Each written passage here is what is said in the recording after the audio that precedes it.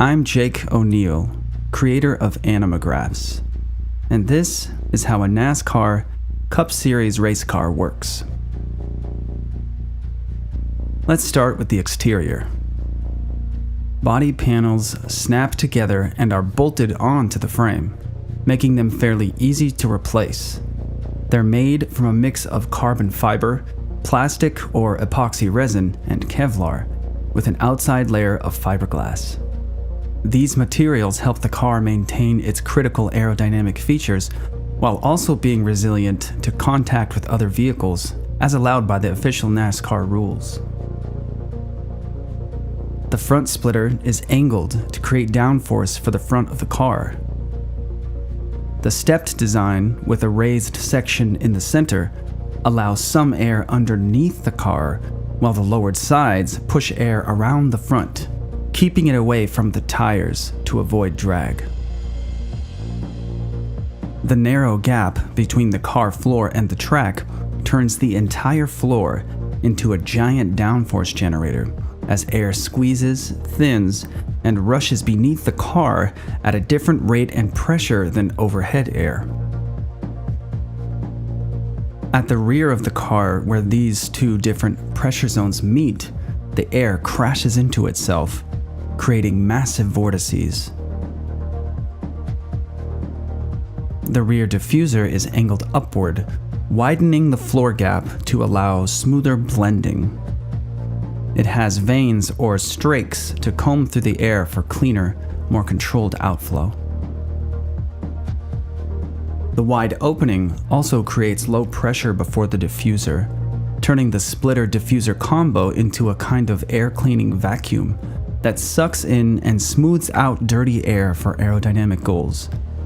For instance, drivers can race closer to competitors and the dirty air they generate.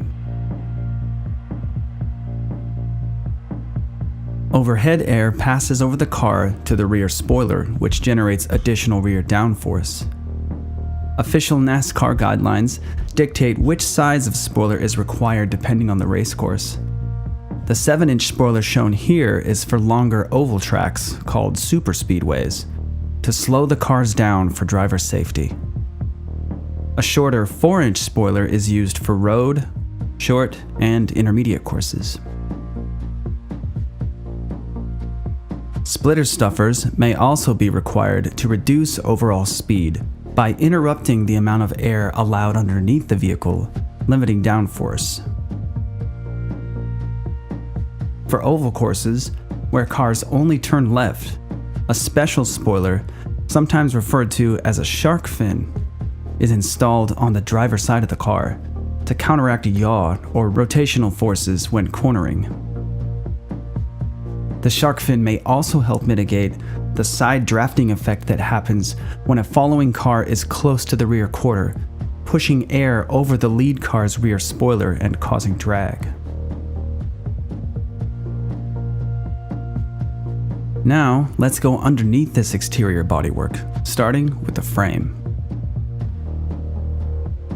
The steel tube frame is assembled in sections.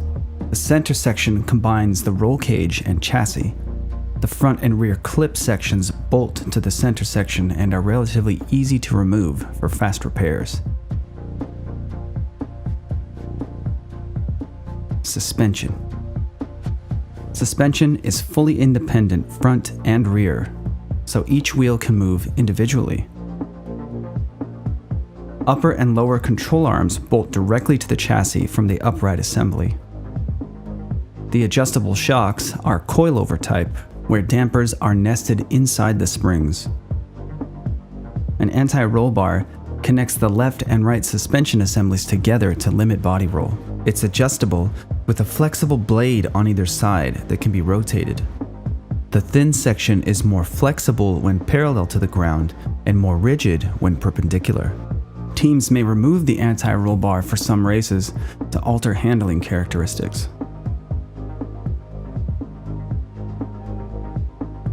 The car's weight distribution can be easily adjusted, for instance during a pit stop, by inserting a tool through the rear window into the weight jacker assembly. This hydraulic system controls rear spring compression independently. The process is called adding or removing wedge. Too much wedge angle from the rear driver to front passenger causes understeer, where the car doesn't turn easily enough and is said to be too tight. Too much wedge angle on the opposite side can cause oversteer, where the rear end breaks loose and the car may spin out of control.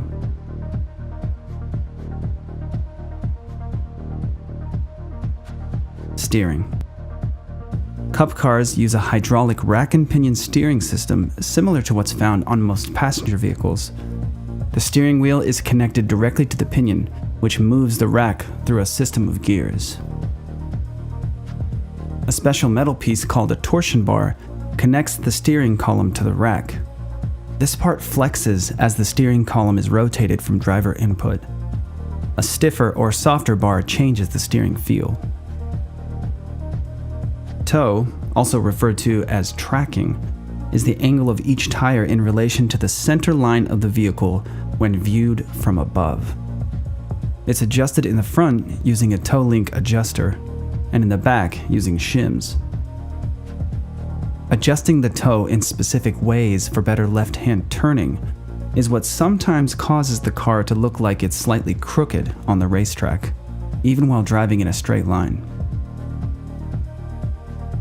Camber, which is the angle of each tire in relation to the center line of the vehicle when viewed from the front or back, can also be adjusted using shims.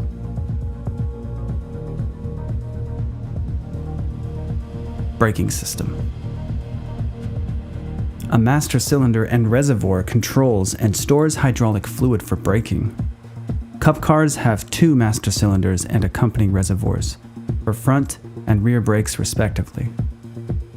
The cylinders are mounted to the brake pedal on one end and a threaded brake bias screw on the other. This bias screw is electronically controlled and can be adjusted on the fly using a knob on the dash. The screw position allows different pressure to the front and rear brakes. The brakes themselves are a common rotor and pad assembly design. The discs are iron alloy while the pads are a carbon-based material. The front takes more braking force and so uses a heavier 6-piston caliper. Brake cooling is handled through intricate ducts extending from the front bumper. There are separate cooling channels for the disc, caliper, and inner wheel. The 15-inch front disc has vertical vanes or cooling fins extending from the center outwards for maximum cooling effect. J-slots on the rotor surface increase brake bite, or the speed at which the pad engages with the disc, while also helping to clear debris. In the rear, 4-piston brake calipers are matched to 14-inch rotors. Cooling ducts are situated around the brake assembly just as with the front, but the intake slots are in the rear quarter window. The specially shaped opening is called a NACA duct. The 18-inch aluminum wheels are secured to the hub with a single wheel lug. Spring-loaded retention pins keep the lug securely in place. A specially designed wheel gun pushes these pins down when removing the lug.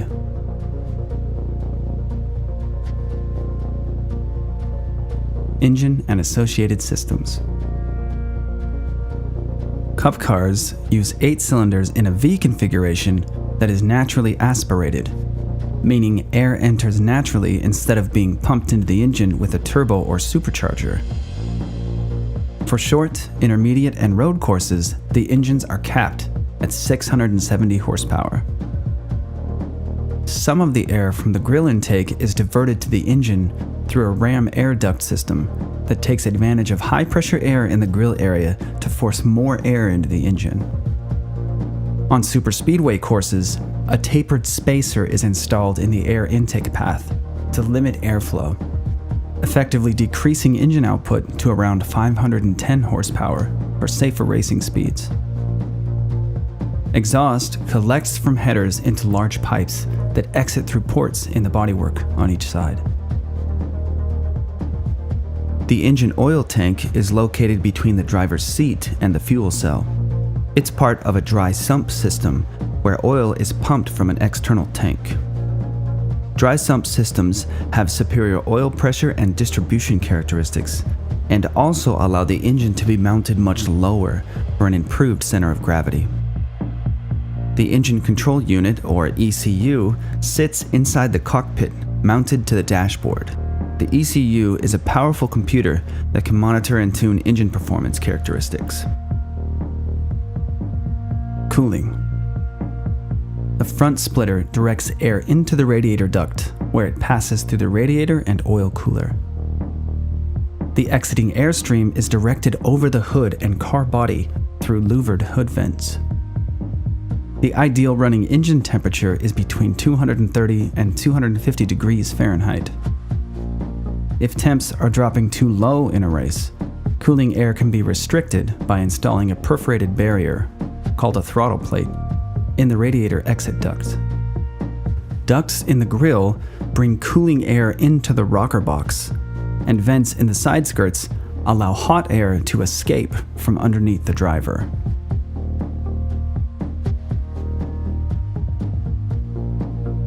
Fuel tank. The vented fuel tank, also called a fuel cell, is a nearly puncture-proof steel container lined with a Kevlar bladder and painted red to make it more visible if it comes loose in an accident. Cup car fuel cells can hold 20 gallons of fuel and only get about 4 to 6 miles per gallon at race speeds. The tank is filled with foam baffling to tame the sloshing liquid under incredible racing forces. The goal is to keep the large fuel mass centered and low, and also to prevent foaming and fuel pump starvation. Pit stop refueling is performed using a vented dump can that can hold up to 11 gallons of fuel and weigh almost 70 pounds. 2 cans are used during a typical pit stop and can be emptied in as little as 8 seconds each. Transaxle. Engine power flows through a shaft to the transaxle, which combines the transmission, rear differential, and rear axles into one unit. Drop gears allow teams to quickly adjust the rear-end gear ratio. A floor-mounted gear shift lever is paired with the 6-speed transmission, 5 forward and 1 reverse. The gearbox is manual sequential, where the driver controls shifting, but the lever moves only forward or back, shifting 1 gear at a time, up or down. The rear end has a torque biasing limited slip differential, meaning the tires will rotate at similar speeds when under more torque, for example on a straightaway. When rounding a turn, less torque at the rear wheels lets them rotate at different speeds. The differential gears connect to rear axles with special tripod joints that allow the spinning axles to tilt with rear suspension movement.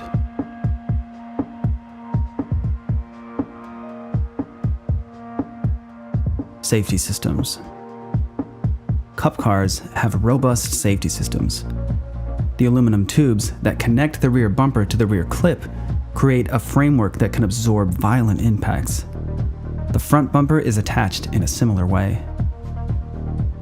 The roll cage is a driver's primary protection. Certain bars were implemented after devastating crashes and are named after the drivers that were involved. Heavy steel anti-intrusion panels keep objects from entering the vehicle's sides during a crash. Thick injection-molded foam blocks cover the doors as well as the front and rear bumpers, increasing the car's ability to absorb impacts from all sides. In accident conditions, cars can get turned around to the point where aerodynamic devices have the opposite effect, becoming dangerous lift generators that can send the car airborne. To counteract these unwanted effects, strips along the length of the roof increase overhead pressure when the car is sideways. Hood and roof flaps deploy as the car approaches a backwards-facing orientation. Hood flaps let air escape from underneath the car. A connecting cable also opens the diffuser flap that stops air from getting underneath the car. Safety tethers attach items to the chassis to prevent them from flying off into other vehicles or even into the stands. There are multiple tether points for the hood and deck lid, and for each control arm and wheel assembly. Each car contains 2 to 3 separate fire suppression systems. There are heat-activated systems in the engine bay and trunk areas. The driver has access to a cockpit-mounted extinguisher. There's a roof hatch directly above the driver for emergency exit. There's no window on the driver's side. A window net keeps the driver inside the vehicle and large debris out. Rookie drivers are required to have yellow stripes on the rear bumper to alert other drivers.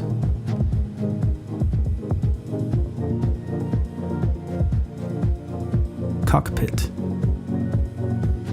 Cup car racing seats are crafted from molds taken from a specific driver's body. A 7-point harness keeps the driver in place. The seat wraps around the driver's body wherever possible, and safety structures surround the helmet area. Drivers wear a special brace called the Hans, or head and neck support, to limit head movement in adverse conditions.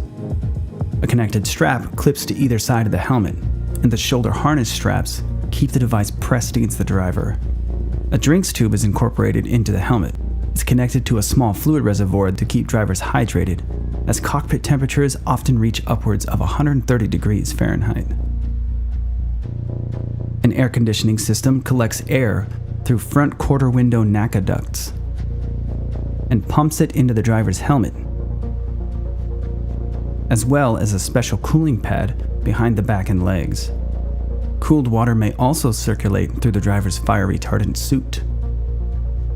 A cockpit cooling duct in the front window is centrally located to avoid hot radiator air.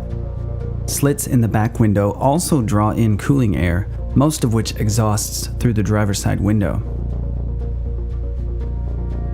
The simple steering wheel includes a push-to-talk radio button for communication with the track spotter to get info on track conditions and race strategy.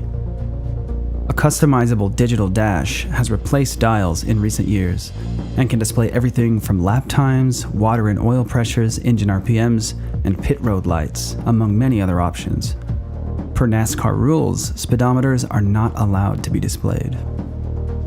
Auxiliary switches vary between teams but can include things like ignition, helmet or body air conditioning, or a switch for the 3/4 gallon reserve tank. An electronic rearview screen is connected to a camera on top of the car to give drivers an unobstructed rear view. The small driver's side mirror is not allowed to extend outside of the car. Driver's shoes may have heat-resistant heel guards as a barrier to intense exhaust heat underneath the cockpit floor. The pedal box consists of a traditional 3-pedal manual setup with the gas pedal on the right, the brake pedal in the middle, and the clutch pedal on the left. Once in motion, the clutch isn't needed for further gear shifting. There are cameras, antennas, and sensors all over these cars. For example, a timing transponder just inside the rear passenger wheel well tracks lap times down to the thousandths of a second. A tire pressure monitoring system, or TPMS sensor, is attached to each wheel. Cameras on the front, top, and rear of the vehicle, as well as in the cockpit, are used during broadcasts to bring the audience into the action. Antennas on the roof facilitate communication from the crew to the driver and vice versa. Other antennas send audio and video, as well as telemetry data.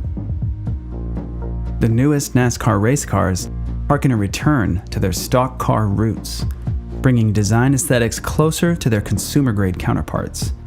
The frame, suspension, and body are now symmetrical side to side, and many of the systems we've covered here have been redesigned to be more similar to those found on passenger vehicles.